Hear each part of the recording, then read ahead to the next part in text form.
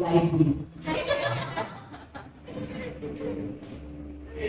प्रभु का धन्यवाद करते हैं और अपने लीडर्स का भी धन्यवाद करते हैं कि आज हम यहाँ खड़े हैं।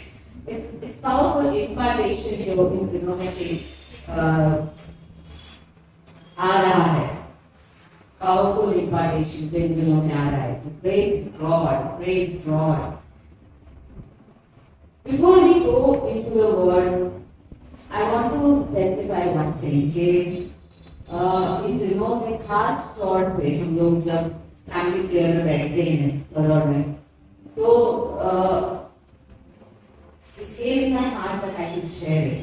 कि हम लोग बहुत ज़्यादा confess करते हैं उन बातों को कि जो हमें देखनी है, या प्रभु ने जो promises की है, जो अभी तक हमने manifestation, अभी तक हमने जो दृश्यमान में नहीं देखी है, जो वचन उन्होंने हमें दिए हैं, चाहे वो मिनिस्ट्री के लगते हो, चाहे वो फैमिली को लगते हो, कोई भी चीज में हम बहुत ज्यादा इन दिनों में कन्फेस करते हैं। और जब हम कन्फेस करते हैं तो एक माहौल पूरा बदल जाता है। वहां पर कन्फेस करते हैं तब जो बातें दृश्यमान में नहीं दिखती है वो धीरे धीरे करके दिखना शुरू हो गई। So it is very necessary कि हम लोग हर रोज ऑफ कोर्स आप वचन का कन्फेशन करो, जो कन्फेशन हम लोगों ने भेजे थे वो तो हमें करना ही है, but at the same time जो प्रॉमिसेस प्रभु ने दी है, जो हमें देखना है हमारे जीवन में, वचन के अनुसार है, जो हमें हमारे बच्चों में देखना है, वो सारी बातों का हम कन्फेशन। एंड अगर आप सबसे बेस्ट, अगर आपके पास आपको उस समय कोई वचन याद आता है तो join in with the word. प्रभु जैसे कि मैं और मेरा घराना परमेश्वर की सेवा में ही लगे हैं, that is joining a words. आप अपनी प्रॉमिस के साथ, जो प्रॉमिस प्रभु ने आपको की है, उसके साथ आप वर्ड को, वचन को जॉइन कर रहे हैं। तो अगर आप वो कर सकते हो तो that is the best part. और फिर आप उसमें इसके बाद प्रार्थना में जाओ और कन्फेस करो, and then praise worship and confess and प्रार्थना। अभी जब वो माहौल वो बनता है तो जैसे कि आपकी फील कि जैसे कि बाइबल कहता है कि हमारी प्रार्थना है वो it's like a sweet smelling aroma, वो उस तरह से वो ऊपर जाती है, वो धुंधली वो ऊपर जाती है और प्रभु उसको इनहेल करते हैं। और जब वो इनहेल करते हैं तो वो ब्लेसिंग्स को एक्सहेल करते हैं, वो अंदर लेते हैं हमारे, जैसे कि वो एरोमा को, वो सुगंध को वो अंदर लेते हैं और जब वो बाहर निकलते हैं तो ब्लेसिंग्स में। तो we are doing this and हम देख रहे हैं there is lot of change। बहुत सारा माहौल में बदलाव आ रहा है, बहुत सारा हमारे खुद के विश्वास में अपने और कहीं ना कहीं अगर कई बार कहीं ना कहीं अगर हम लोग किसी बात से हम निराश हो रहे हैं या हमने कोई प्रॉमिस की बट हम इतने समय से उसको नहीं देख रहे हैं कि वो दृश्यमान है, तो जब हम कन्फेशन में इस तरह से जाते हैं, वचन को उसके साथ जोड़ते हैं, तो एक बार फिर से हमारा विश्वास अपलिफ्ट होता है और हमें पता चलता है कि प्रभु ने बोला था। वेरी इंपॉर्टेंट कि हम कन्फेशन करें, हम घोषणाएं करें, right? So let us go into the word. मत्ती 16 और उसका 18 क्या कहता है?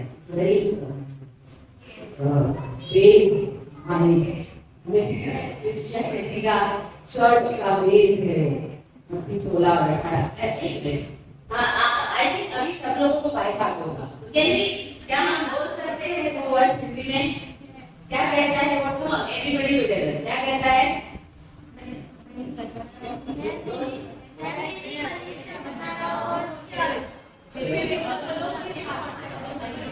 Come on, together. 1, 2, 3, go.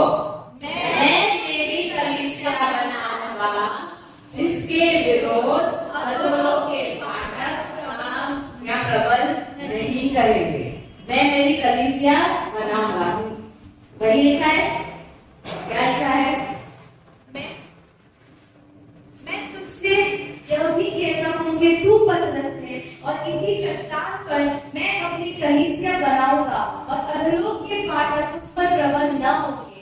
अधोलोक के फाटक उस पर प्रबल न होंगे। ओके, तो ये जो बोला गया था, जब यीशु मसीह ने ये बोला, पतरस को बोला, मैं तुझे कहता हूँ तू पतरस है, you are the rock, ठीक है, और इस चट्टान पर मैं मेरी कलीसिया बनाऊंगा। तो ये जब बोला गया था, तो तेरे कब बोला गया है? ये जब यीशु मसीह पृथ्वी पर थे तब बोला गया था, राइट? जब उनकी अर्थली मिनिस्ट्री चल रही थी तब ये बोला था परमेश्वर ने। तो उसमें ऐसा लिखा है, आई विल बिल्ड, मैं मेरी कलीसिया बनाऊंगा। उस समय उन्होंने ऐसा नहीं बोला मैं बना रहा हूँ। हाँ, आज अगर हम कन्फेस करते हैं तो आज की अगर हम बात करें तो ऐसा हम ऐसा बोलते हैं कि वो बना रहा है। लेकिन अगर हम उस समय की बात करें जब ये वचन प्रभु ने बोला था, तो उस समय ये बोला था, मैं मेरी कलीसिया इस चट्टान पर बनाऊंगा। I will build। ये फ्यूचर टेंस था। तो why? क्यों ऐसा था कि परमेश्वर ने बोला कि मैं बनाऊंगा? क्यों परमेश्वर ने ऐसा नहीं बोला कि मैं शुरुआत कर देता हूँ या मैं बना रहा हूँ, मैं एक कुछ आपको एक हेड स्टार्ट देके जा रहा हूँ? क्यों जो इस रेवलेशन के ऊपर कलीसिया बननी थी कि तू मसीहा है, तू परमेश्वर का पुत्र है, दैट वाज द रेवलेशन। इसके ऊपर कलीसिया बननी थी जो पतरस ने बोला था। आपको ये ब्लैंक क्यों? क्या आपको पता नहीं कि उसके ऊपर वो वही बोला था? प्रभु ने पूछा था, What do you think about me? Who am I? मैं कौन हूँ? तब दूसरों ने बोला ये वो XYZ। पतरस ने बोला तू मसीहा है, तू परमेश्वर का पुत्र है। और फिर यीशु ने बोला तू पतरस है। और इस चट्टान के ऊपर इस रेवलेशन के I mean, come on guys, ऐसे ब्लैंक चाहिए आप लोगों के। तो वो रेवलेशन कि मैं वो मसीहा है, वो छुड़ा के आया है, वो परमेश्वर का पुत्र है, उस चट्टान के ऊपर कलीसिया बन गया। कोई और चट्टान तो नहीं है ना आपकी? That is the revelation जिसके ऊपर so मुझे नहीं पता था, मुझे इतने डेज से शुरू करना पड़ेगा। ओके, तो वो चट्टान के ऊपर, तो क्या यीशु मसीह को पता नहीं था कि वो परमेश्वर के पुत्र है? क्या यीशु मसीह को पता नहीं था कि वो मसीहा है? तो क्यों उन्होंने स्टार्ट नहीं किया? क्यों उन्होंने कलीसिया बनाना उसी समय शुरू नहीं कर दिया? उन्होंने अपोस्टल्स को ट्रेन करना शुरू किया, वो सब चीजें थी। But when we talk about church, जब हम चर्च की कलीसिया की बात करते हैं तब हमें पता है कि वो प्रेरितों के काम 2 में उसका जन्म हुआ। चर्च वाज बर्थ, चर्च का जन्म प्रेरितों के काम 2 में हुआ, राइट? तो क्योंकि उस समय अभी भी पाप का राज था, there was sin on earth। क्योंकि उस समय अभी भी जब यीशु मसीह ने ये कहा, अभी भी मृत्यु का अधिकार था या शैतान का अधिकार था उस समय अभी भी। और जो आदम ने जो किया था उसको रिवर्स अभी तक नहीं किया गया। पहले आदम से जो श्राप आ रहे थे, जो सारी चीजें आ रही थी, जो आदम ने जो कर्जा आदम ने कर दिया था, पूरी पृथ्वी को अपने अधिकार और सब चीजों को शैतान को देके जो उसने कर्जा कर दिया था, उस कर्ज को अभी तक चुकाया नहीं गया था। मीन्स कि जो आदम जो जेनेसिस 3 में खराब हुआ था वो अभी तक सुधारा नहीं गया। जो अधिकार दे दिया था वापस अभी तक लिया नहीं था। जो पाप का साम्राज्य था उसको तोड़ा नहीं गया था, राइट? सो हम कह सकते हैं कि क्योंकि ये सब चीजें थी तो मनुष्य के पास कोई रास्ता नहीं था। ऑफ कोर्स वो बकरे का लहू बहाया जाता था, भेड़े का, सब चीजें होती थी, लेकिन जो हमेशा के लिए जो सैंक्टिफिकेशन, हमेशा के लिए जो अटोनमेंट लेना था, हमेशा के लिए जो पाप से मुक्त होना था वो अभी तक हुआ नहीं है, क्योंकि क्योंकि जो मेमना है, जो परमेश्वर का पुत्र है, अभी तक आया नहीं था, और आया था तो क्रूस में चढ़ना नहीं था। इसीलिए परमेश्वर ने कहा मैं मेरी कलीसिया बनाऊंगा। कलीसिया वो उन लोगों का समूह है कि जो लोग आज परमेश्वर के ऊपर विश्वास करते हैं। कलीसिया उन लोगों का समूह है कि जो लोग पाप के बंधनों में से या पाप के चंगुल में से छुड़ाए गए लोग हैं। बाइबल ऐसा कहता है, मैंने तुम्हें अंधकार के राज्य में से छुड़ाकर अपने प्रिय पुत्र के राज्य में लाए हैं। तो प्रिय पुत्र का राज्य क्या है? उसकी प्रेजेंस, हिज प्रेजेंस, उसकी उपस्थिति जहाँ है वो उसका राज्य है, राइट। तो कलीसिया यानी कि उन लोगों का समूह, उन लोगों का ग्रुप ऑफ पीपल कि जो लोग आज परमेश्वर के पीछे चलते हैं, जो विश्वास करते हैं, राइट। तो वो चीजें अभी तक हुई नहीं थी। अभी तक मनुष्य को ब्लेमलेस नहीं गिना गया और कोई रास्ता भी नहीं था अभी तक, क्योंकि यीशु मसीह का लहू नहीं चढ़ाया है तो कोई रास्ता भी नहीं था। इसीलिए परमेश्वर ने कहा कि मैं मेरी कलीसिया बनाऊंगा, मैं मेरी कलीसिया बनाऊंगा, क्योंकि पाप और परमेश्वर की वो कोई लेना देना नहीं है। तो जब तक हमारे पाप माफ नहीं होते हैं, जब तक वो गंदगी नहीं जाती है, तो परमेश्वर उस चट्टान के ऊपर कैसे बनाएगा? वो गंदी जगह को थोड़ी बनाएगा कलीसिया। It has to be clean, it has to be sanctified. हम क्या कहते हैं? होली, पवित्र। होली का मतलब होता है परमेश्वर के लिए अलग किया गया, परमेश्वर के लिए सेपरेट किया गया। वो उसको हम कहते हैं होली, पवित्र। जब पुराने नियम के जो बर्तन, जो होली वेसल होते थे, जो बर्तन होते थे, वो अलग किए गए होते थे, उसके दूसरा कोई काम नहीं होता था। तो उसी तरह से भी होली वेसल, हम पवित्र पात्र हैं जिनको अलग किया गया है परमेश्वर के लिए, राइट। तो वो अलग करना अभी तक हुआ नहीं था, अभी तक वो पर्दा फटा नहीं। तो इसीलिए परमेश्वर ने कहा मैं मेरी कलीसिया बनाऊंगा। अभी तक जो प्राइस पे करनी थी वो की नहीं गई थी, राइट। तो पहला तरक्की उसका 15वां अध्याय 3 से 8 में क्या बातें लिखी है कि क्या हुआ उस समय, क्या हुआ।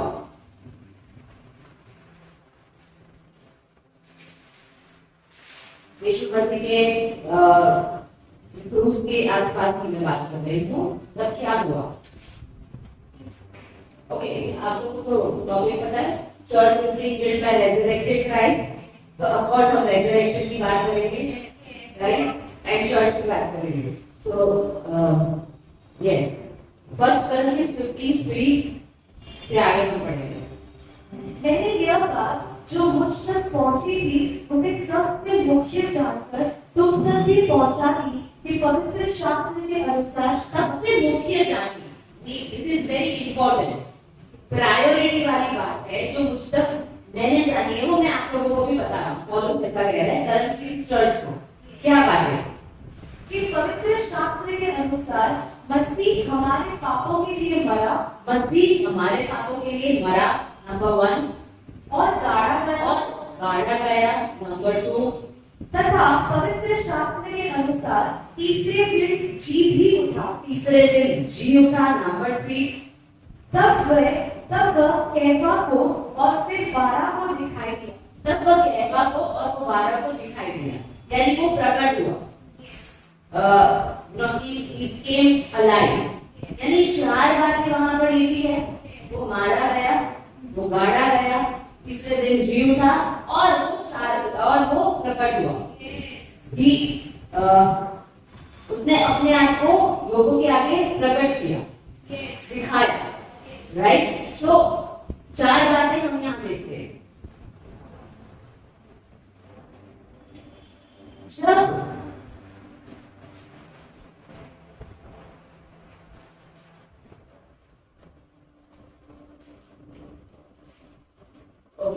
यहाँ पे क्या लिखा है कि सबसे पहले वो 12 में से कैफा को दिखा। ओके, मैरी मैगदलीन को और दूसरी विमेन को दिखा था, बट जो 12 अपॉस्टल्स थे, जो 12 प्रेरित थे, उसमें से सबसे पहले कैफा को, राइट? हर एक चीज के लिए ऐसा नहीं था कैफा प्रभु को पहले दिख गया तो प्रभु उसको पहले दिख गए। It's not like that. ठीक है, अब हमने पढ़ा मत्ती 16 और 18 के अंदर क्या प्रभु ने किसको बोला? पतरस को बोला कि मैं इस चट्टान के ऊपर मेरी कलीसिया बनाऊंगा। लूका 22 और आई गेस 31-32 उसमें क्या लिखा है?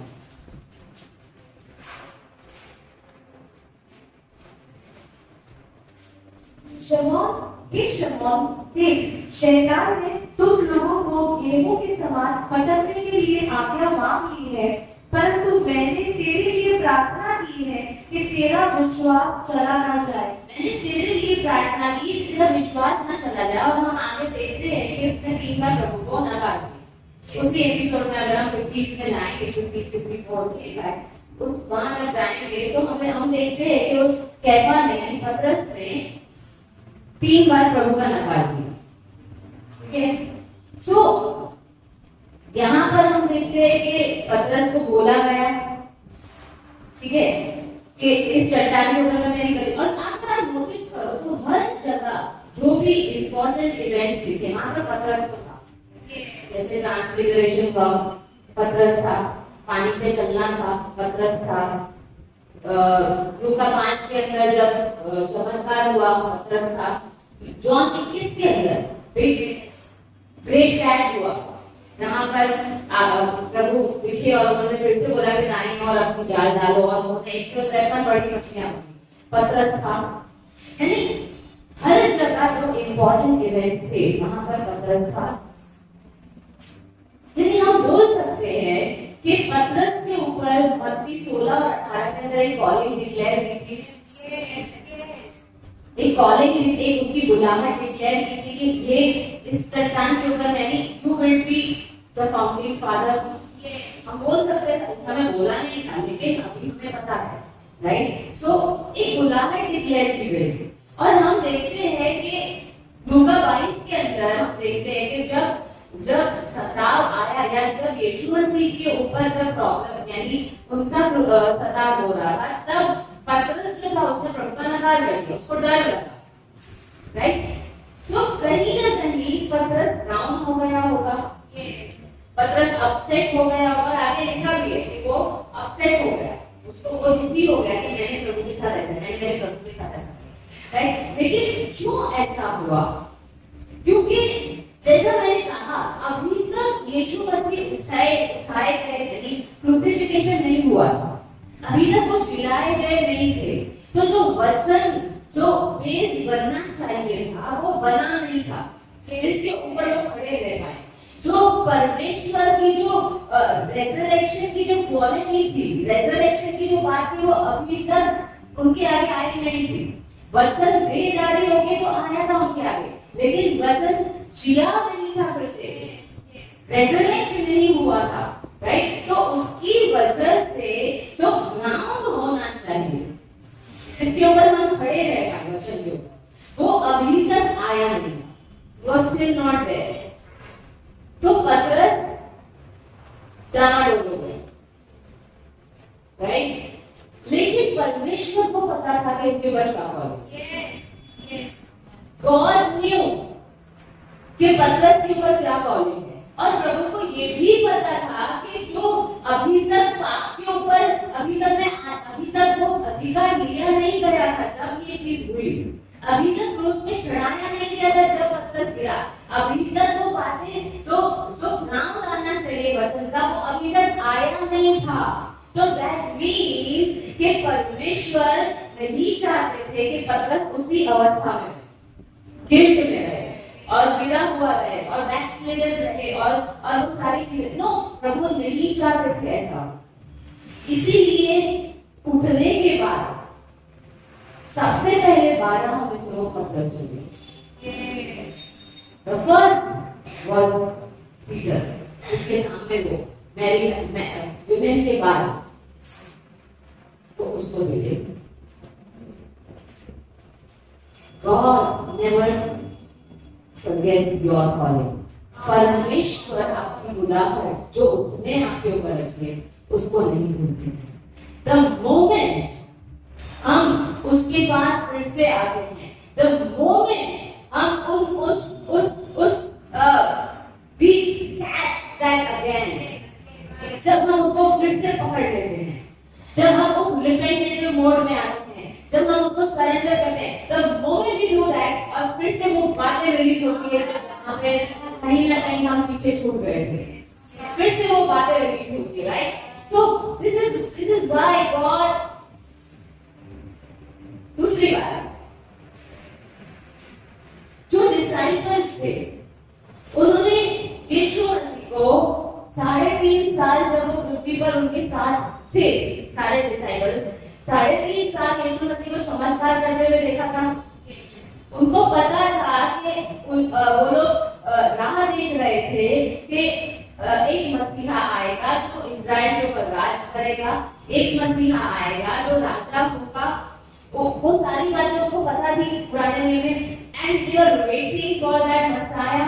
वो मसीहा की राह देख रहे थे, उनको चुनाने वाले की राह देख रहे थे, और फिर उन्होंने यीशु मसीह को देखा, उन्होंने वो डॉक्ट्रिन सुनी, उन्होंने वो सारी बातें सीखी, उन्होंने चमत्कार की, वो सारी बातें उन्होंने देखी, और फिर उन्होंने अपने हाथों से भी, जब यीशु मसीह ने कहा तुम जाओ तुम्हारे हाथों से चमत्कार होंगे, लूका 9 के अंदर, राइट, वो भी हुआ।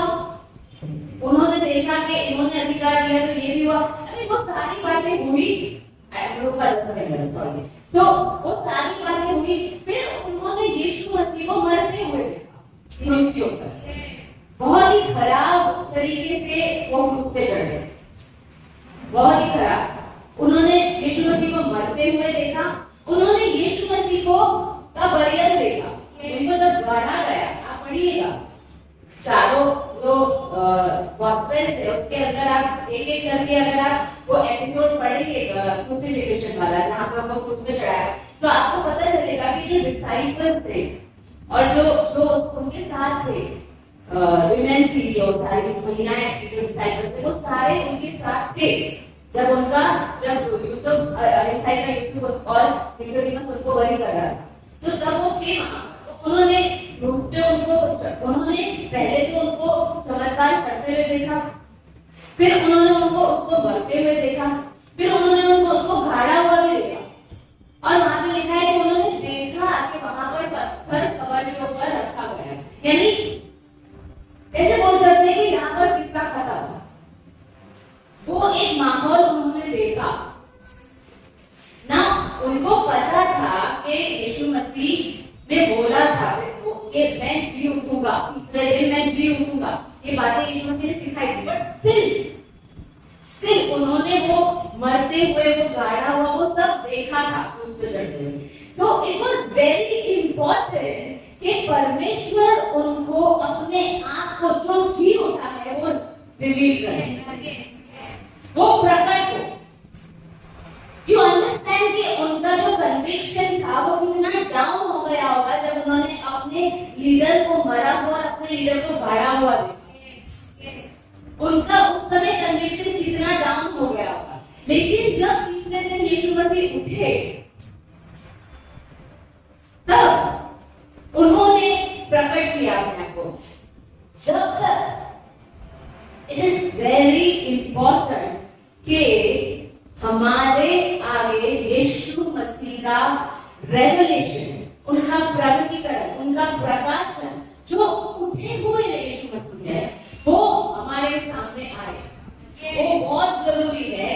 अगर हमारे पास वो उठे हुए यीशु मसीह का प्रकाशन नहीं है, तो हम लोग जिस तरह से हमें विक्ट्री में चलना चाहिए हम नहीं चल सकते। और यीशु मसीह जो लोग उनके ऊपर विश्वास करते हैं, उनके आगे अपने आप को प्रकट करेंगे, करेंगे, करेंगे और करेंगे। आप बोलोगे can we see Jesus? Yes, you can see Jesus.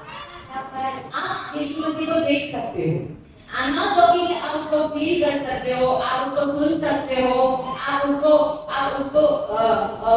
आप उसकी प्रेजेंस यहाँ पर बहुत गाड़ी है। यस वी डू दैट, लेकिन आप यीशु मसीह को देख सकते हो जैसे कि वो एक हम इंसान को देखते हैं, आप यीशु मसीह को देख सकते हो। You can, you can. वो बहुत handsome, it's very good looking. वो मैं उसी में रह जाऊंगी कि वो कैसे है। ओके, सो आप देख सकते हो। सो नाउ व्हाट हैपेंड कि जैसे ही उन्होंने रिवील्ड क्राइस्ट को देखा, उन्होंने रेजरेक्टेड क्राइस्ट को देखा, तो क्या हुआ कि उनका कन्विक्शन बढ़ गया, उनका फेथ बढ़ गया। और एक एक बात जो यीशु मसीह ने कही थी जब वो 3.5 साल यहाँ पर उनके साथ थे, ये होगा, ये होगा, ये होगा, ये होगा, ऐसा होगा, ऐसा होगा, वो सारी बातें जैसे जी उठी, वो सारी प्रॉमिसेस जैसे जी उठी, जो कहीं ना कहीं उनको ऐसा लगता था कि खत्म हो गई। वो 3 दिन के अंदर उन्होंने क्या सोचा होगा, क्या विचार आए थे, जो भी सारी बातें हुई होगी 3 दिन के अंदर, आई डोंट नो, पर उनको पीछे खींचने वाली बात है। लेकिन यीशु मसीह जब उनके सामने प्रकट हुए, तब वो सारी बातें रिवील हो गई, वो सारी बातें छी हुई कि नहीं। यीशु मसीह ने कहा था, सबसे पहले तो यही आया था कि यीशु मसीह ने कहा था कि मैं तीसरे दिन जिलाया जाऊंगा, इस मंदिर को ढा दो और तीसरे दिन मैं उसको 3 दिन में मैं उसको बना, यू नो, वो सारी प्रॉमिसेस। अगर उनके सामने यीशु मसीह आके खड़े हुए और उन्होंने अपनी आंखों से उसको देखा और छुआ और महसूस किया, उन्होंने देहधारी यीशु को देखा था, उन्होंने रेज़रेक्टेड यीशु को अब देखा, उन्होंने देहधारी जो एक बच्चे की तरह जिसने जन्म लिया था, एक नॉर्मल इंसान की तरह ग्रो हुआ था, उसको देखा, उसको छुआ था। उन्होंने रेज़रेक्टेड जो जिलाया गया था, जो मरे हुए में से उठाया गया था, प्रभु ने कहा मुझे छुओ। पहले प्रभु ने कहा मुझे नहीं छूना, मैरी को बोला क्योंकि अभी तक मैं ऊपर नहीं गया हूं, लेकिन उसके बाद उन्होंने कहा मुझे छुओ, टच मी नाउ।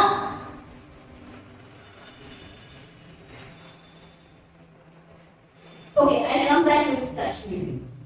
लेकिन जब उन्होंने देखा उसको, तो जब उन्होंने देखा तब उनका ईगरनेस, उनकी एक्सपेक्टेशन होली स्पिरिट के लिए कितनी बढ़ गई। क्योंकि यीशु मसीह जब गए थे तब उन्होंने कहा था मैं जाऊंगा, मैं जा रहा हूं, लेकिन मैं एक सहायक को भेजूंगा। उसके पहले उन्होंने कहा था कि हमने कल को देखा था, लूक 24:49 में वो कहते हैं कि पवित्र आत्मा ऊपर आएगा, राइट। वो सारी होली स्पिरिट की एक्सपेक्टेशन उनके अंदर बढ़ गई, उनके अंदर बढ़ गई। और वो 40 दिन तक वो लोगों के आगे प्रकट होते रहे और दिखाते रहे और राज्यों की बातें करते रहे। तो उनके अंदर आई यू गेटिंग समझ कि जब यीशु मसीह अपने आप को जो उठाया गया है वो आपके आगे प्रकट होता है, जब वचन आपके आगे प्रकट होता है तो आपके अंदर फेथ, आपके अंदर एक्सपेक्टेशन, आपके अंदर कन्विक्शन वो बढ़ जाता है कि जो वचन उसने दिए हैं वो पूरे होंगे। अगर एक पूरा हुआ है तो सारे पूरे होंगे। अगर ये वचन कि वो तीसरे दिन उठेगा वो वचन पूरा हुआ है तो बाकी के सारे भी तो पूरे हो जाएंगे, राइट।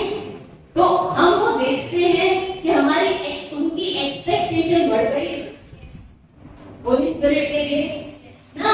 जो मैंने कहा कि मैरी मैग्दलेन जो है, जब सवाल ये आता है कि प्रभु ने उसको बोला डोंट टच मी, एंड फिर बाकी बाद में बोला नाउ टच मी, जो डेट्स एनोटेटेड बाइबल उसके अंदर ऐसा लिखा है कि टच मी, जो टच वर्ड है वो इसका मतलब होता है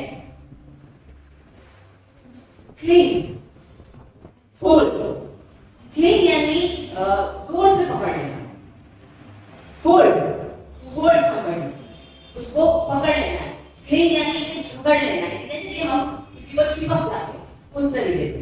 तो यीशु मसीह मरियम को ऐसा बोलते, don't cling to me, don't hold me. क्यों? अभी मुझे मत पकड़। क्यों? क्योंकि अभी तक मैं स्वर्ग में उठाया नहीं गया, और हम जानते हैं कि वो स्वर्ग में लहू लेके गया तो उसने मर्सी सीट पे छिड़का, उसने सिंहासन पे छिड़का। वो काम यानी अभी तक खत्म नहीं हुआ। यीशु मसीह हमारे हाई प्रीस्ट हैं, वो हमारे महायाजक हैं। तो हम जानते हैं कि महायाजक क्या करता था, वो लहू लेता था और लहू को छिड़कता था। वो अंदर जाता था, होली ऑफ होलीज में परम पवित्र स्थान में वो जाता था, और वहां पर जो आर्ट होता था और जो सारी वो वहां पे छिड़कता था, वो सीट पे छिड़कता था। तो यीशु मसीह हमारे हाई प्रीस्ट हैं। तो यीशु मसीह ने अभी तक वो किया नहीं था, और जब तक वो लहू छिड़का नहीं जाता था, महायाजक जो था वो वहां पे रहता था, यानी वो बाहर नहीं आएगा, वो दूसरों से मिलेगा नहीं। सेम थिंग यीशु मसीह जो हमारे महायाजक है, जब वो लहू लिया गया तब उनका ऊपर उठना बाकी था। वो लहू होली ऑफ होलीज में जहां पर मर्सी सीट थी वहां पर ले जाना बाकी था। इसीलिए उन्होंने मरियम को बोला, मुझे छूना मत, अभी तक मैं ऊपर नहीं गया, लेकिन मैं ऊपर जाऊंगा और फिर मैं वापस आऊंगा, और फिर मैं गलील में मेरे भाइयों को मिलूंगा। That means I will come, I am coming back. पर मेरा काम खत्म हो जाने तो मैं वापस आ रहा हूँ मिलने के लिए। I will meet you all. और फिर वो कैफा को देखा, right? So this was the sequence. So यीशु मसीह ने कहा मरियम को मुझे छूना नहीं, मुझे पकड़ना नहीं, मुझे अभी तक don't do that. लेकिन जब वो resurrect हुए, जब उनका वो मर्सी सीट पर छिड़का जाना हो गया, वो सब कुछ खत्म हो गया, now he is resurrected, now he is come alive. अब वचन फिर से जी उठा है, अब वचन विक्टोरियस है। तब परमेश्वर ने अपने लोगों को कहा, now cling to me, अब मुझे पकड़ लो, अब मुझे पकड़ लो। That means अब जाने लगे। मरियम को बोला, डोंट होल्ड मी बैक, क्योंकि मेरा भी जाना बाकी है। लेकिन जब वो वापस आए तब उन्होंने कहा, नाउ डोंट लेट मी गो, अब मुझे जाने दीजिए, नाउ डोंट। जब वचन आपके पास आता है, क्लिंग टू इट। जब what does resurrected Christ mean? जब हम कहते हैं यीशु जो जिलाया गया है, जब हम it means कि वचन आपके सामने आज जीवित खड़ा है। जब वचन हमारे आगे आता है, my son, my daughter, this is for you, my son, my daughter, मेरे बच्चे, ये तेरे लिए है, मैंने ये तेरे लिए रखा है, ये मैं तेरे से चाहता हूँ, just cling to it, hold to it, उसको जाने मत दो, उसको जाने मत दो, उसको छोड़ो मत। इस तरह से पकड़ के रखोगे कोई चीज उसको, nothing can। रोमन्स 8 से कोई चीज आपको परमेश्वर से अलग नहीं कर सकती है, परमेश्वर के प्रेम से अलग नहीं कर सकते। If you hold on to the word and you hold on, आप अगर यीशु को पकड़ लेते हो तो कोई किसी में ताकत नहीं है कि वो आपको यीशु से अलग कर सके। No principality, no power, nothing can separate you from the love of God that can share for you. कोई चीज आपको अलग नहीं कर सकती है यीशु से। If you cling to it, अगर आप पकड़ लेते हो, आपको कोई अलग नहीं कर सकता है।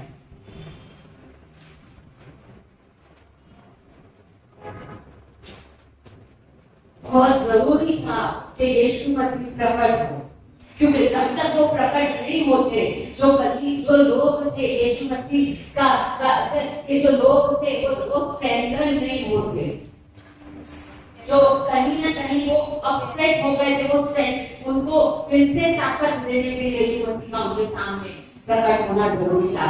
कई बार ऐसा होता है, हम लोग बहुत ही ज्यादा सोच में पड़ जाते हैं, कंफ्यूजन में। कई बार हम लोग बहुत ऐसी परिस्थिति देख के हम लोग का कहीं ना कहीं फेथ डाउन हो जाता है, कन्विक्शन डाउन हो जाता है, और ऐसे समय पे वचन आता है हमारे सामने, and then we are so yes I can do it, yes. वो होना बहुत जरूरी था, वो होना बहुत जरूरी था, क्योंकि यीशु मसीह अपनी बेटे को गिल्ट में नहीं देख सकते।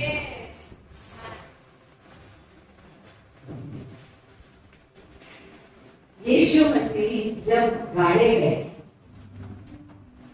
तो वो कैसी अवस्था में थे? जब हम उस पर चढ़ाए गए और गाड़े गए तब कैसी अवस्था में थे? उनके लहू पूरा निकल चुका था, उनका बॉडी पूरा खराब, यानी खराब हुआ नहीं था, बट उनका चेहरा खराब दिख रहा था, उनके घाव ही घाव तो उनके इट वाज समय के हम देख भी नहीं सके उसको, उस तरीके की अवस्था में। लेकिन बाइबल ऐसा कहता है, you did not let your son, ठीक है, तूने उसको सड़ने नहीं दिया। किसको सड़ने नहीं दिया? उसकी देह को, उसके शरीर को।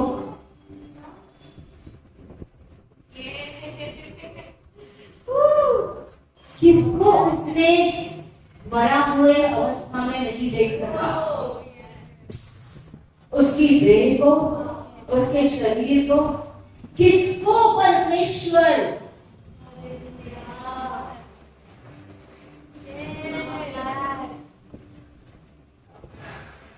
डार्कनेस में नहीं देख सका, अंधियारे में नहीं देख सका, उसकी देह को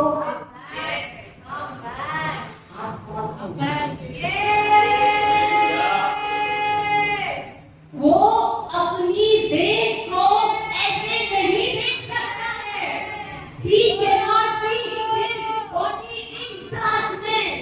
वो अपनी देह को सड़न में नहीं देख सकता है, वो अपनी देह को बीमार नहीं देख सकता है, वो अपनी देह को गरीबी में नहीं देख सकता है, वो अपनी देह को उस तरीके से नहीं देख सकता है।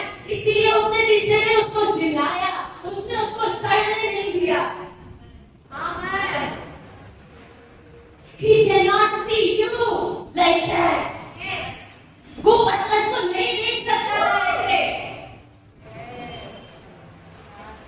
वो वापस आया स्वर्ग से। He came back. 40 दिन उसने अपनी देह के आगे अपने आप को प्रकट किया और प्रकट किया, क्योंकि वो नहीं देख सकता था कि उसकी देह जो है वो डिप्रेस है, वो नहीं देख सकता था कि उसकी देह जो है वो इस अवस्था में रहे। वो नहीं देख सकता है आज कि आप ऐसी अवस्था में रहो। So he reveals himself to you. वो अपने आप को आपके आगे प्रकट करता है, वो अपने वचन को आपके आगे प्रकट करता है। He reveals himself to you. वो अपने आप को आपके आगे खड़ा कर देता है ताकि आप स्ट्रेंथन हो, आप उसको छू सको, आप उसको देख सको। यू कैन डाइन, आप उसके साथ खा सको, आप उसके साथ बात कर सको, आप उसको सुन सको, आप उसको महसूस कर सको। He reveals himself to his body, the church.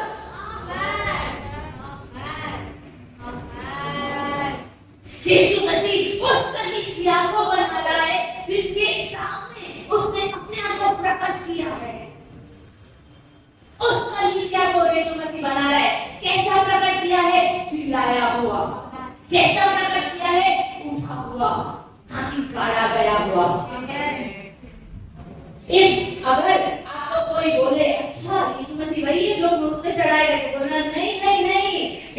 वो है जो क्रूज में चढ़ाए तो गए थे, but only for 3 days, only for 3 days। लेकिन एटर्निटी से एटर्निटी तक वो जीवित थे, वो जिंदा खुदा है। हम जिंदा खुदा के पीछे चलते हैं, ना कि वो जो चरनी में पैदा हुआ, ना कि वो जो क्रूज पे चढ़ाया गया। हाँ, क्रूज पे वो चढ़ा हमारे लिए, लेकिन क्रूज पे रहा नहीं था। डॉक्टर हार्कुश कहते हैं कि जब लोग वहां से निकल रहे होंगे और वो देखते होंगे कि इस क्रूज के आसपास जो 2 हैं, वो उनकी शरीर तो वहीं पे ही है, बीच में कहां गया? बीच में जो क्रूज था उसके ऊपर जो लटकाया गया होगा वो कहां गया?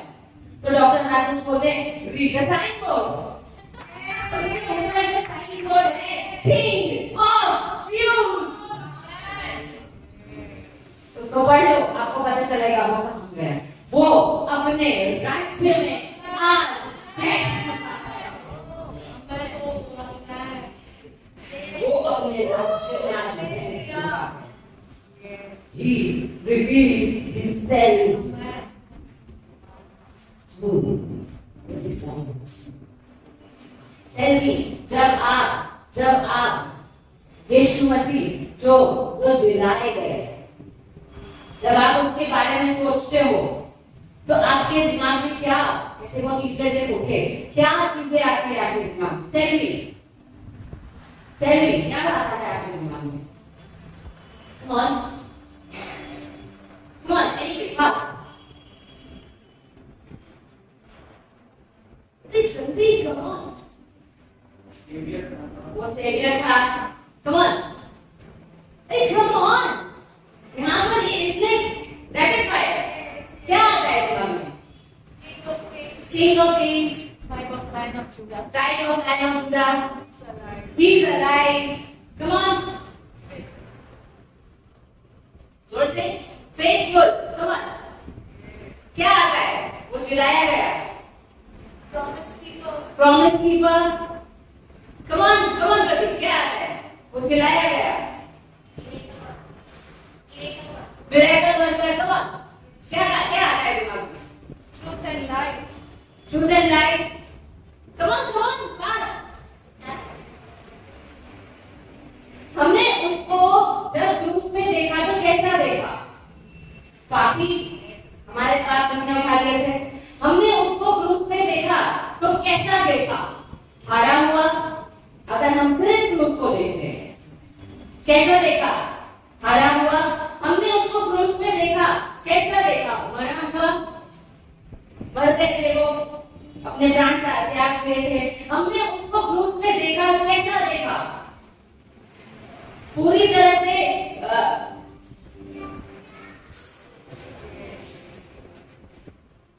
इट इज फिनिश हो गया उनका, ऐसा हमने देखा। जब हम ये सोचते हैं वो जीव था, तो क्या देखते हैं? हमने उसको क्रूस पे पापी देखा, हमने उसको जी उठा पवित्र देखा, हमने उसको क्रूस पे घायल देखा, हमने उसको जी उठा dazzling white clothes में देखा, हमने उसको मरा हुआ देखा, हारा हुआ देखा, लेकिन जब वो जी उठा he was victorious.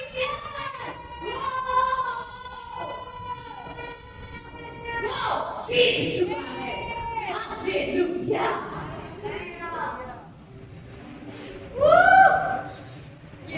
कैसा देखा? जब हम सोचते हैं वो मसीहा जो 3 दिन पहले मर चुका था, वो मसीहा वो जी उठा है आज, तो हम कैसा देखते हैं उसको? विक्टोरियस, जीता हुआ, हमेशा he is king of kings, वो हमेशा के लिए राज करने पे बैठेगा। He is विजयी, वो विजयी है।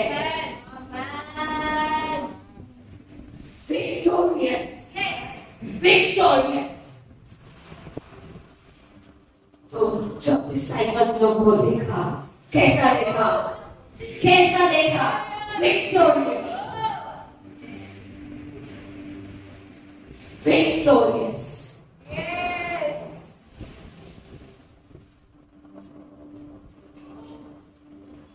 उसने नींव डाली ना, जो वो हारे हुए मसीह, हारा हुआ, या वो क्रूस के ऊपर जो मसीह था, वो नींव नहीं डाली, उसने अपने आप को विक्टोरियस प्रकट किया, विजयी प्रकट किया, और उसने कहा अब मैं मेरी कलीसिया बना रहा हूं, अब बना रहा हूं। और 50वें दिन होली स्पिरिट आए। क्यों कहा उन्होंने, जब तक तुम पवित्र आत्मा से नहीं भरो तब तक बाहर नहीं जाना, क्योंकि जब तक सत्य का आत्मा नहीं आएगा वो तुम्हें सब सत्य में नहीं ले जा पाएगा। और सब सत्य क्या है? सब सत्य ये है कि वो विजयी है। सब सत्य क्या है? सब सत्य ये है वो सदा के लिए उठ चुका है। सब सत्य क्या है? सब सत्य ये है कि वो अब हारा हुआ नहीं है। He's no more on the cross. वो उस पे नहीं है। He's no more in the grave. वो कब्र में भी नहीं है।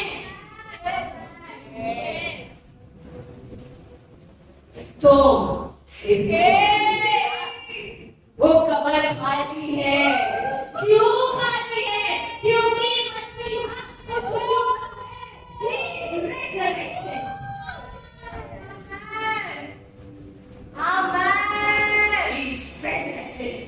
कब्र खाली हो चुकी है।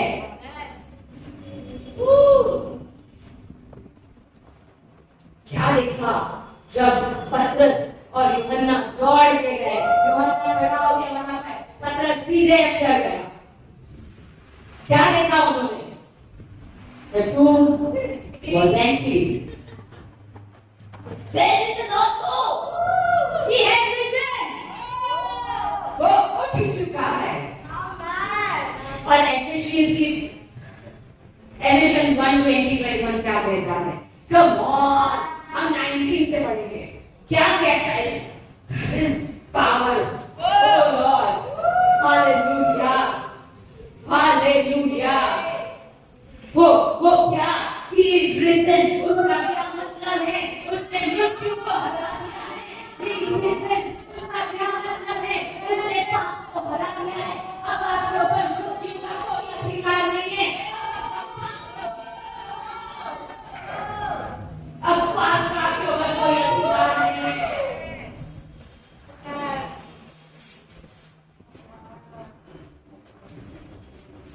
You understand? आपने आज जो करना है, जीवे को मैं, जीवे को मैं, जीवे को मैं, उसके क्या जीवे को मैं, वो जो मृत्यु को हरा के उठ चुका है, उसके संग जीवे को मैं, उसके संग जीवे को मैं।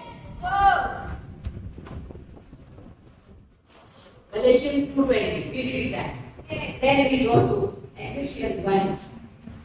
Galatians 2:20 क्या कहता है?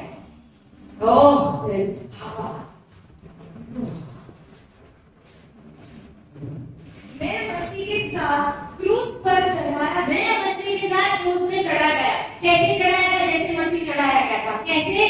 पाप में, कैसे मृत्यु बीमारी में, कैसे गरीबी में, कैसे गंदा दिखने वाला था, कैसे सब गंदे कामों को में जो था, कैसा चढ़ाया गया था?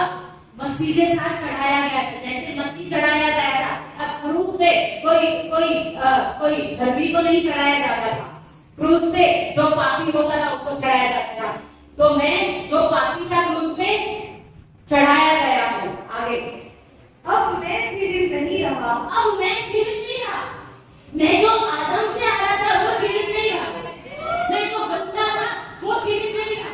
तो कौन जीवित है? परंतु मसीह मुझ में, एक मिनट, मसीह को मुझ में मर नहीं गया था, मसीह को मारा नहीं गया था, लेकिन मसीह कह रहा है वो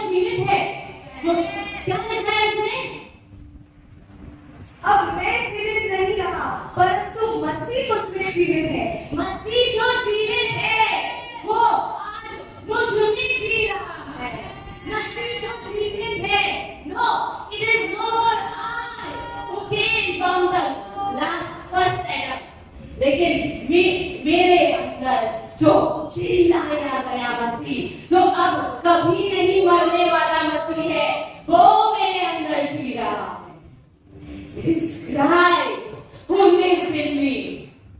Amen. It is resurrected Christ. Amen. Now we go to Ephesians 1:19 and ahead. और उसका सामर्थ हम विश्वास करने वालों के प्रति किसके प्रति? विश्वास करने। क्या आपको विश्वास है मसीह जिलाया गया? क्या आपको विश्वास है कि उसने क्रूस पे कुछ कर दिया है? उसने क्रूस पे क्या किया? मैं आपको बता रही हूँ। उसने क्रूस पे 3 बातों से हमको छुड़ाया। 3 बातें वहां पे बताई गई है। क्या? नंबर 1, कांटों का मुकुट जो बताता है कि हमारे सारे श्राप, हमारी सारी गरीबी उसने ले ली है। कांटों का मुकुट जो उसने अपने सर पे ले लिया, हमारे सारे डेट उसने अपने सर पे ले लिया, हमारी गरीबी ले ली, हमारे श्राप ले लिए। दूसरी बात, उसने उसको कोड़े लगे, घायल किया गया उसको। वो बताता है उसने हमारी बीमारी ले ली, उसने हमारा सारा पेन ले लिया, हमारा दर्द ले लिया। और तीसरी बात, उसका लहू बहाया गया जो बताता है हमें पापों, हमारा जो गंदा लहू था जो पहले आदम से आ रहा था वो खत्म हो गया। Now we are in the blood of Christ. अब हमें नया दिया गया है। क्रूस पे जो मेमना था उसको चढ़ा दिया गया है। अब वो हमेशा के लिए वो पापों की माफी मिल चुकी है। 3 बातें, यानी हम देखते हैं कि आदम ने जो जेनेसिस 3 में गड़बड़ी की थी, आदम और हवा ने, वो यीशु मसीह ने आके रिवर्स कर दी। पहले आदम ने जो ये उत्पत्ति 3 के अंदर जो गड़बड़ी की थी, जो 3 बातें आई थी, वो यीशु मसीह ने रिवर्स कर दी। We see that. So do you believe that? क्या आप विश्वास कर रहे हो? Again, let us go to Ephesians. आप विश्वास कर, हम विश्वासियों के लिए, या हम बोल सकते हैं हम विश्वास करने वालों के लिए। क्या विश्वास करने वालों के लिए जो उसने क्रूस पे किया? आगे हम विश्वासियों के लिए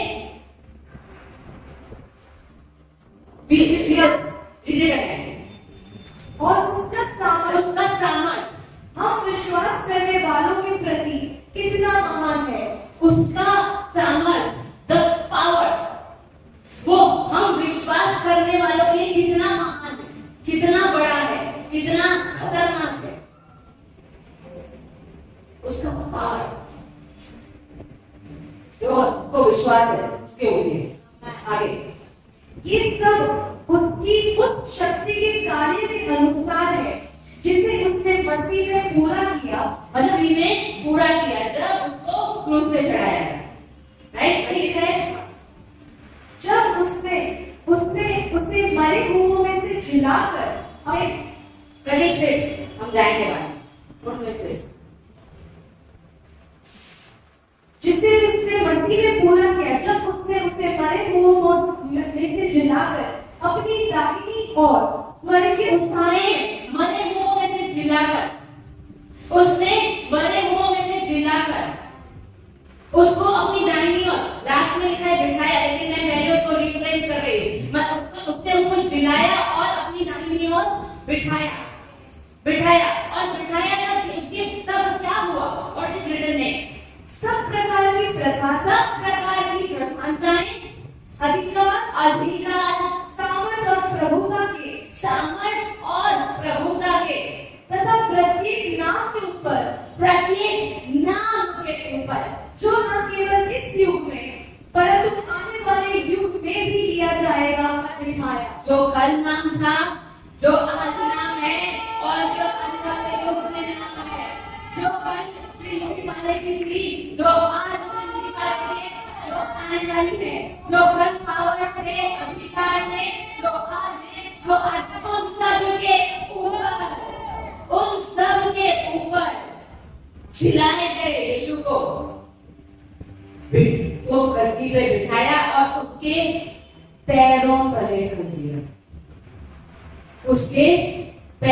कर दिया, और आप इमेजिन कर सकते हो वो ग्रैंडियर, आप इमेजिन कर सकते हो कि वो कैसे वो गद्दी पे बैठा है, वो राजा। आप 1 मिनट 1 सेकंड के लिए अपनी आंखें बंद करें, इमेजिन कि वो कैसा है। वो चिल्लाया हुआ है, वो गद्दी पे बैठा है और उसके पैरों के नीचे ये सारी बातें, कौन से नाम हर एक बीमारी का नाम, कौन से नाम हर एक श्राप का नाम, कौन से नाम हर एक दुष्ट का नाम, हर एक चीज उसके पैरों के नीचे है। और आगे क्या लिख रहा है बोल, और ये यीशु उसने कलीसिया को दिया, He gave it to church as the head. उसने कलीसिया को दिया और उसका शिरोमणि बना दिया, उसका सिर बना दिया। Your head is victorious today. वचन संहिता 84 के अंदर लिखा है कि अभिषेक आरोन के सिर से उतर के उसकी दाढ़ी में और उसके शरीर में जाता है, उसके वस्त्रों में, उसके शरीर में जाता है।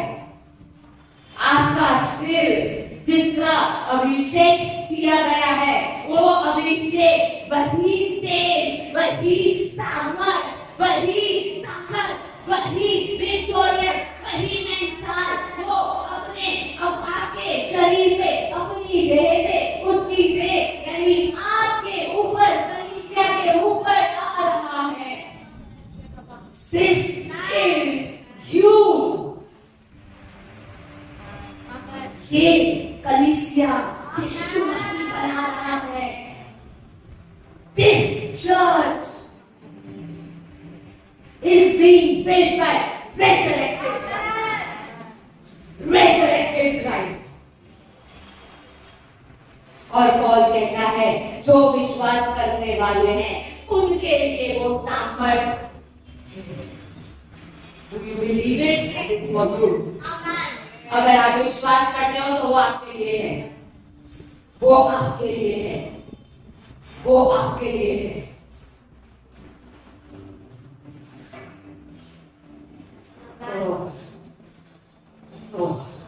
So what do we have to do? तो हम विश्वास करने वालों को क्या करना है? We have to believe. हमें विश्वास करना है और खड़े रहना। हमको खड़े रहना। तूफान आए, आंधी आए, ना कुछ भी आ जाए, हम विश्वास करने वालों के लिए ये सामर्थ है। We have to stand on that it. That's it. क्योंकि बाइबल कहता है यहोवा तुम खड़े रहो, युद्ध तो यहोवा, तुम खड़े रहो। पहाड़ पे जाके, उस चट्टान पे जाके खड़े रहो, युद्ध तो यहोवा का है और वो भी जीत लिया गया है। उस चट्टान पे stand on the word and it is finished.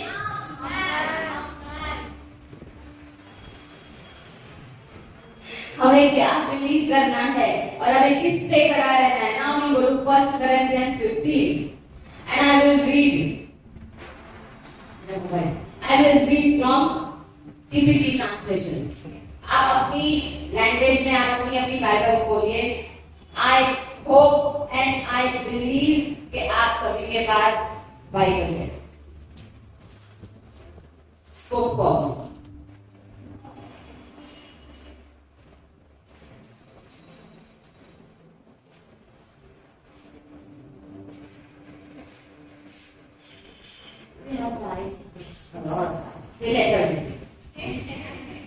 क्योंकि अब तो जी उठाए ना मसीहा, तो अब हमारे पास एक्टिविटी कर सकते हैं। आदि तक हमारे पास समय ही समय है। जब उम्र नहीं है तो सिर्फ नहीं है, तो हमारे पास समय ही समय है। हालेलुया। ओके, अपनी अपनी बाइबल ऐसे उठाइए। मेरे पास बाइबल है, अभी जगह नहीं है इसीलिए मेरे पास नहीं। I have my Bible. Okay, give it. I have my Bible. This is my Bible. ये परमेश्वर का वचन है।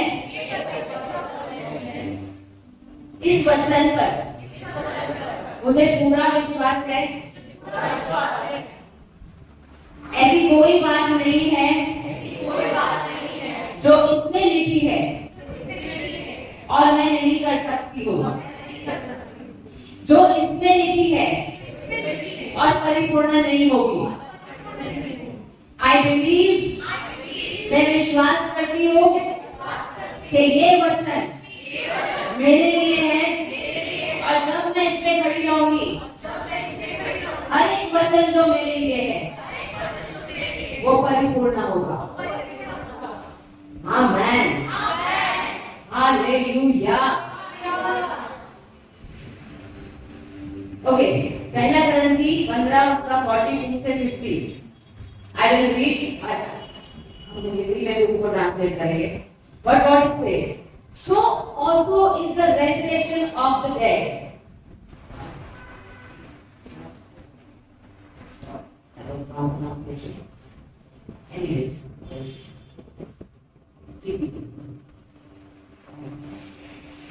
And that's how it will be with the resurrection of the dead. जो जिलाए गए हैं या जो जिलाए जाने वाले हैं, यहाँ पे यीशु मसीह की बात नहीं की गई है, यहाँ पे जो जिलाए गए हैं। अच्छा, आपको पता है कि आप लोग जिलाए गए हो? Anybody has a doubt? हम सब जिलाए गए हैं।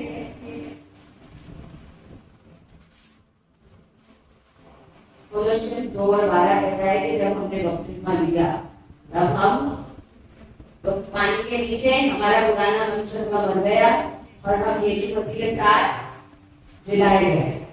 राइट? 12 बज रहे हैं तो मैं इतना डिटेल में नहीं जाऊंगी, नहीं तो यहाँ पर ही सर्मन दूसरा आ जाएगा।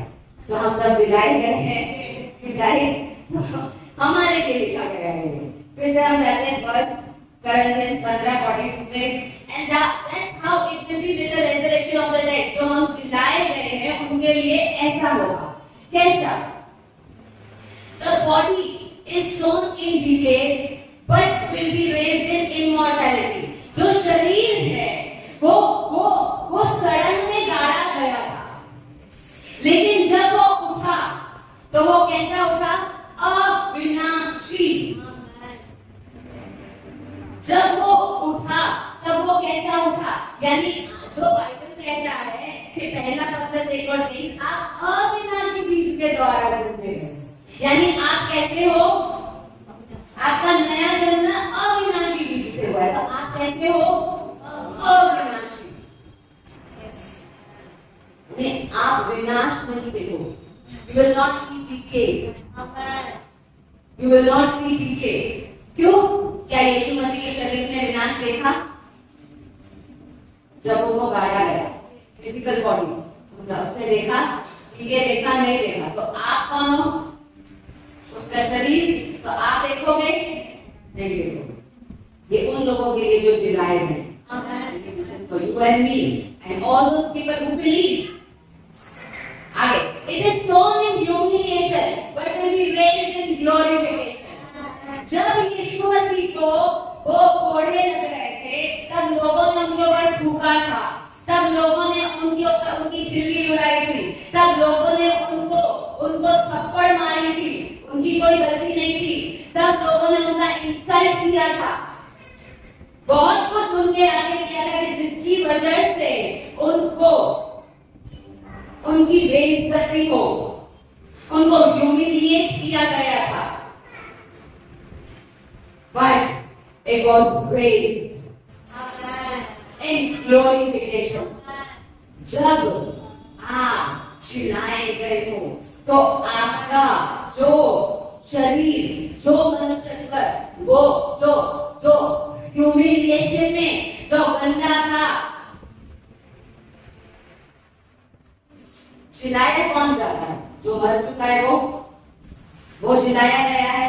यानी जो आपका पुराना पौलुस क्या कहता है? अब मैं नहीं जी रहा हूं, मैं तो मर गया कुछ पे। यानी हम सब मरे हुए हो गए। It's a good news and it's a bad news. हम सब मरे हुए लोग हैं। मर गए जब हम पानी में गए, जब हमने नया जन्म लिया उसके पहले पुराना था वो करता है। तो अगर आज आपको कोई कुछ बोलता है, आपकी कोई इंसल्ट करता है, तो किसकी इंसल्ट कर रहा है? डेड बॉडी में आप होगी। लेकिन आप कैसे हैं? अब आप कैसे उठे हो? ग्लोरिफिकेशन में, महिमा में। तो आपको अगर याद हो तो पिछले संडे सर ने एक टेस्टिमनी में आपको स्टोरी सुनाई थी फुग्गे वाली, कि वो जो फुग्गा जो काले कलर का था वो पूछता है, वो लड़का पूछता है काले कलर का फुग्गा भी ऊपर जाता है, तो फुग्गे वाले ने क्या कहा था कि बेटा कलर कोई भी हो, आपके अंदर जो है वो महत्व का है।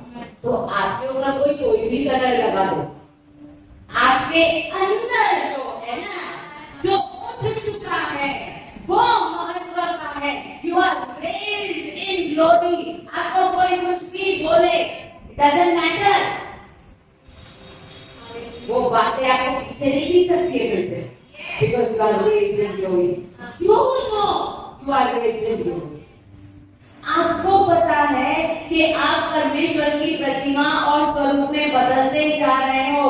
जब यीशु मसीह ग्लोरी में उठा तो हम भी तो उसके साथ ग्लोरी में उठे। आज अगर यीशु मसीह को कोई कुछ भी बोलते हैं उसके बारे में, तो क्या वो राजा होना उसका बंद हो जाएगा? नहीं होगा। तो अगर आपको कोई कुछ भी बोलते तो does it mean you are not child of heaven? क्या उसका ये मतलब है कि आप मसीह के बच्चे नहीं हो, आप ग्लोरी महिमा के बच्चे नहीं हो? You are raised in glorification. It was sown in weakness, but raised in power. वो निर्बलता में उसको बोया गया था। जब आपने मसीह के साथ आपको क्रूस पे चढ़ाया गया, तब आप निर्बल थे, लेकिन जब वो उठा तो वो सामर्थ्य में उठा है। आज आप सामर्थ्य हो। सामर्थ लेके चलो, लेके चलो, सामर्थ लेके चलो, सामर्थ लेके चलो, सामर्थ लेके चलो। आगे हमेशा, कभी हमेशा, और हमारा हमेशा सिर्फ पृथ्वी का नहीं है, हमारा हमेशा एटर्निटी का। If there is a physical body, there is a spiritual body. अगर ये मृत शरीर है तो उससे भी बढ़कर एक आत्मिक शरीर है जो हमने आज धारण किया है। हम तो सिर्फ इस शरीर में रह रहे, इस घर में रह रहे, लेकिन हम वो नहीं है। तो क्या लिखा है? The first Adam became a living soul, the last Adam became a life-giving soul. Right? हम उसको थोड़ा fast forward करेंगे। Okay, 47. The first man was from dust. पहला मनुष्य वो तो मिट्टी का था, लेकिन जो दूसरा मनुष्य है, टीपीडी ट्रांसलेशन क्या कहता है? The second man is Yahweh.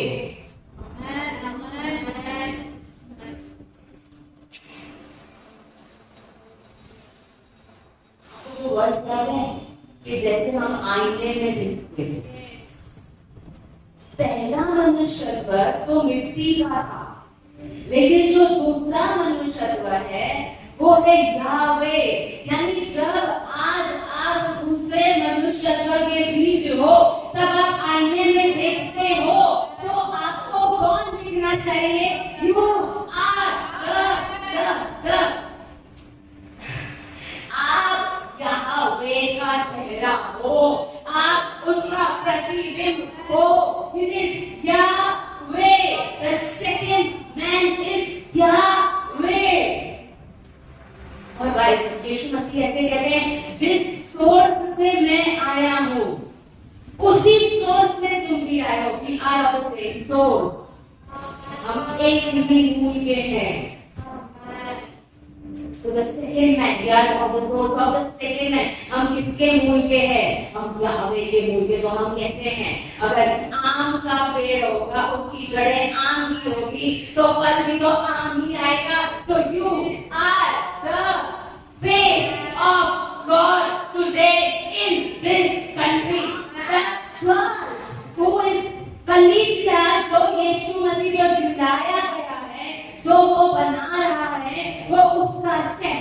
है, वो उसकी आवाज है, वो उसका प्रतिबिंब है, वो उसकी इमेज है, वो उसकी लाइटनेस है, उसकी प्रतिमा, उसका स्वरूप है, उसका स्वभाव है।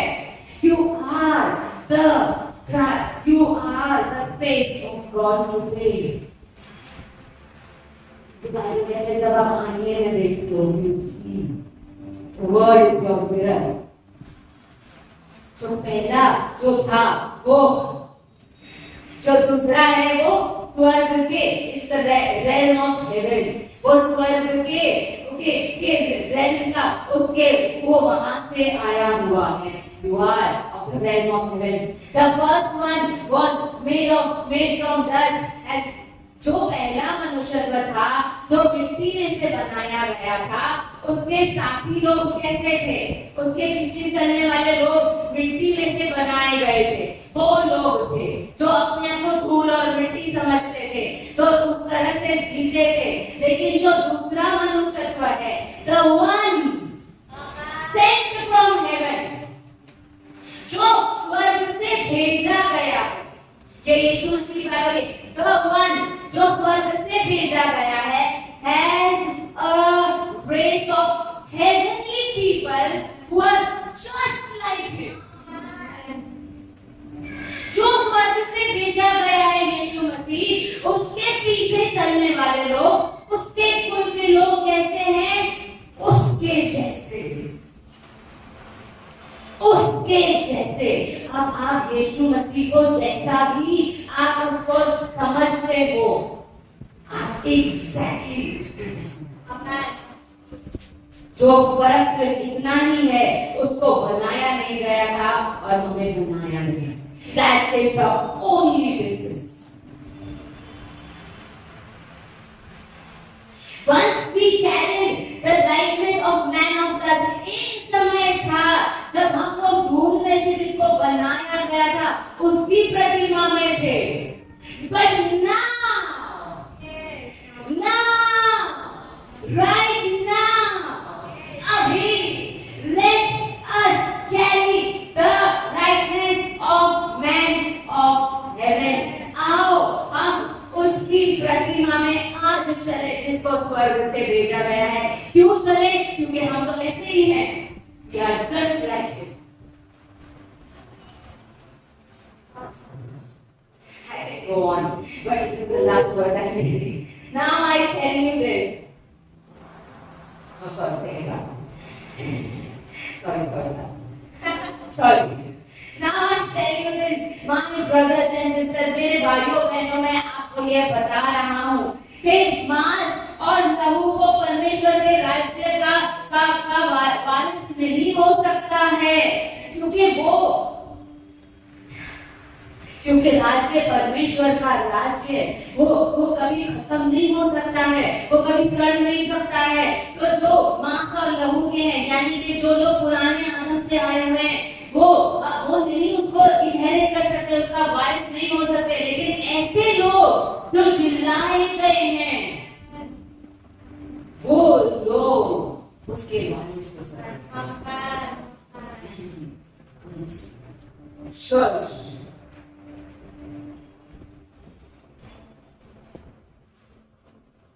जो लोग पढ़ेंगे नहीं, वो लोग जो इनकरप्टिबल है, जो कभी खराब नहीं हो सकता है, उसको उस पर वारिस बनेंगे। सड़ेंगे नहीं, यानी इसका ये मतलब है कि हमारा आत्मा कभी अब सड़ेगा नहीं, तो खराब नहीं होगा, वो करप्ट नहीं होगा, उसके अंदर कोई गंदी बात नहीं आएगी, क्योंकि वो उठाया गया है। तो वो हम लोग, वो कलीसिया जो कभी विनाश नहीं हो सकता है, उस राज्य के वारिस होंगे। उनको विरासत में वो राज्य मिला। नाउ लिसन, सुनो, I will tell you a divine mystery. मैं आपको कोई राज की बात नहीं बता रही हूँ, पौलुस बता रहा है। पौलुस बोल रहा है, I will tell you a divine mystery. पौलुस बोल रहा है, मैं आपको एक राज की बात बता रहा हूँ। Not all of us will die. हम सारे लोग यहाँ पर जो कह रहा है वो हम में से सारे लोग नहीं बनने वाले हैं, पर मैं यहाँ दिस इज माय ट्रांसलेशन, हम सारे लोग नहीं बनने वाले हैं।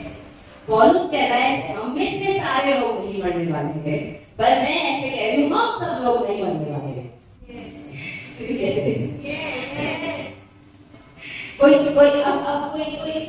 शक की बात नहीं, कोई शक नहीं, हम में से कोई मरने वाला नहीं। पौलुस ऐसा नहीं कह रहा है, पौलुस कह रहा है हम में से सारे लोग नहीं मरने वाले, but we will be transform, हम बदल जाएंगे, हम मसीह के प्रतिमा में बदल जाएंगे। यानी कौन बदल जाएगा? जो विश्वास करेगा, वो जो वचन पे खड़ा रहेगा, वो जो आज का सरमन बार बार सुनेगा, वो जो हर बार का सरमन बार बार सुनेगा, वो धीरे धीरे धीरे करके बदल जाएगा। और अगर हम इसी तरह से बदलते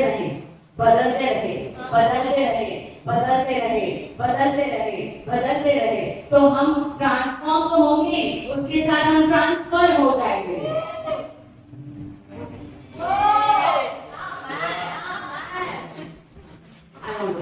सुन लेना फिर से।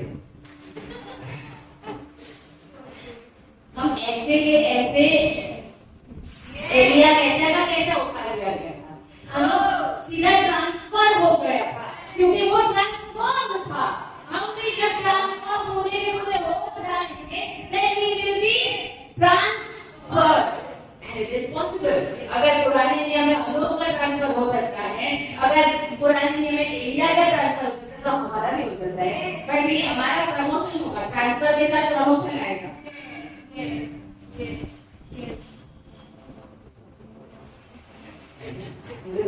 नहीं जा रहा है, I want to go. Okay, last verse. It will happen in an instant, in the twinkling of an eye. जैसे ही पलक झपकते होता है, ऐसे ही हम ट्रांसफॉर्म होंगे। आगे मैं नहीं बढ़ूंगी, हम ट्रांसफॉर्म होंगे पलक झपकते। कैसे पलक झपकते हम ट्रांसफॉर्म होंगे? पूरी तरह से नहीं हो जाते,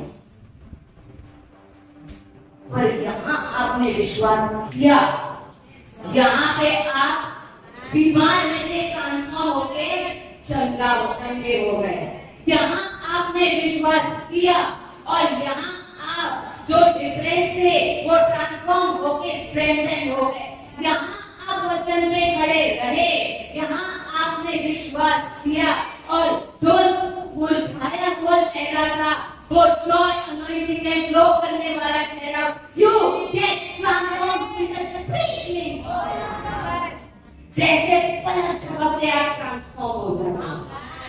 is that instant, boom, just like that, suddenly, immediately, straightway, Lord, I declare, suddenly, immediately, straightway, in the twinkling of an eye, पलक झपकते आप ट्रांसफॉर्म होते हो। पलक झपकते वो मिरेकल होता है। पलक झपकते in an instant, when you believe, कब जब आपको पता चलता है it is done, कि अब ये हो चुका है, क्रूस पे हो चुका है, अब मुझे उसमें से गुजरने की जरूरत नहीं है। I don't have to go through it anymore. It is done. See, I am transformed. अब मैं बीमार नहीं हूँ, अब मैं चंगी हो चुकी हूँ, अब मैं गरीबी के श्राप के नीचे नहीं हूँ। मेरे सारे पाप, मेरे सारे श्राप ले चुके गए हैं। I don't carry any kind of, कुछ भी पुराने आदम से नहीं, सब कुछ नए आदम से, सब कुछ वो परमेश्वर ने जो भेजा गया है, वो परमेश्वर का पुत्र जो स्वर्ग से भेजा गया है, अब मैं उसके जैसी हो चुकी हूँ। Because I believe, क्योंकि आज मैं विश्वास करती हूँ। You will be transformed when you hold on to the word, जब आप उस वचन को पकड़ लोगे, God says, touch me now. प्रभु कह रहे आपसे आज, cling to me now. अभी मुझे पकड़ लो, अभी मुझे जकड़ लो, अब मुझे जाने नहीं देना, because you are getting transformed. You are getting transformed. Hallelujah. Hallelujah. प्रभु हम धन्यवाद करते हैं आपका इस समय के लिए। प्रभु हम धन्यवाद करते हैं आपका, बिकॉज़ आप ऐसी कलीसिया बना रहे हो जो आज ट्रांसफॉर्म हो चुकी है। आप ऐसी कलीसिया बना रहे हो जो जिलाई गई है। आप ऐसी कलीसिया बना रहे हो एग्जैक्टली आपकी जैसी है। हम आपकी देह है जो सड़क के लिए नहीं है, जो जो जो गाड़े जाने के लिए नहीं है, जो अंधकार में रहने के लिए नहीं है, जो श्राप में रहने के लिए नहीं है, जो पाप में रहने के लिए नहीं है, जो हारी हुई नहीं है, but we are resurrected church of resurrected Christ. हम धन्यवाद करते हैं आपका प्रभु हमारे आगे ये प्रकाशनों को खोलने के लिए। हम धन्यवाद करते हैं आपका परमेश्वर हमें उस सामर्थ के बारे में बताने के लिए। हम धन्यवाद करते हैं आपका परमेश्वर कि हमने जिसने आपके ऊपर विश्वास किया है, आपने अपने महान सामर्थ को हमारे लिए रिलीज कर दिया है।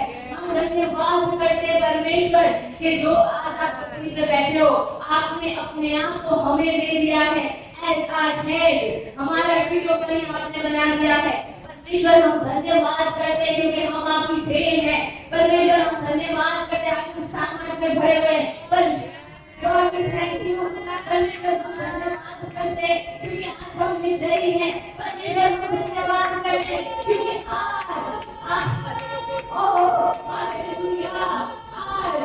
आज परमेश्वर हम इस शहर में, इस देश में आज हम विजयी हैं। We are marching forward. प्रभु हर एक बार आपका वचन कहता है उसने जीवन की और भक्ति भाव की हर बात आपने हमें दे दी है।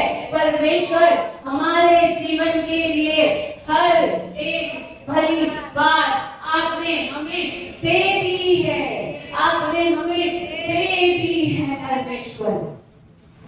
प्रभु हमारे जीवन के हर एक पहलू में प्रभु, चाहे हम पढ़ते हो, पढ़ाई कर रहे हो, चाहे हम जॉब कर रहे हो, चाहे हम बिजनेस कर रहे हो, चाहे हम हाउसवाइफ हो, चाहे हम लीडर्स हो, चाहे हम जिस भी जीवन के क्षेत्र में हो, आपने हमें हमारे जीवन की से लगती हर एक बात आपने हमें दे दी है परमेश्वर। हम धन्यवाद करते हैं प्रभु। अगर हमें विजडम चाहिए आपने हमें दे दिया है, अगर आज हमें सामर्थ्य चाहिए आपने हमें दे दिया है, अगर हमें हमारे शरीरों में ताकत चाहिए आपने हमें दे दी है, आज अगर हमें प्रोविजन चाहिए आपने हमें दे दिया है, हमें छुटकारा चाहिए आपने हमें दे दिया है, हमें पापों की माफी चाहिए आपने हमें दे दी है, आपने हमें सब कुछ दे दिया। You have given us all.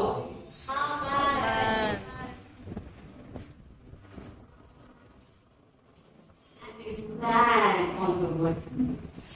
आज हम आपके वचन के ऊपर विश्वास करते हैं और हम खड़े हैं। We stand on your word today, and we say we are resurrected. We are the body of the resurrected. हम उस चिल्लाए गए जीवित यीशु की कलीसिया है जिसे वो आज और जिसके विरुद्ध अधरों के फाटक प्रबल नहीं हो सकते।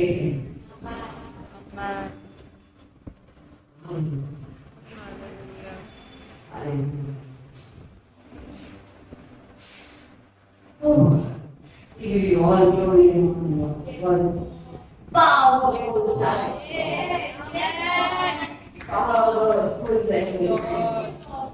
Oh, you are mighty and powerful and majestic and grandiose and majestic in the name of Jesus. Amen.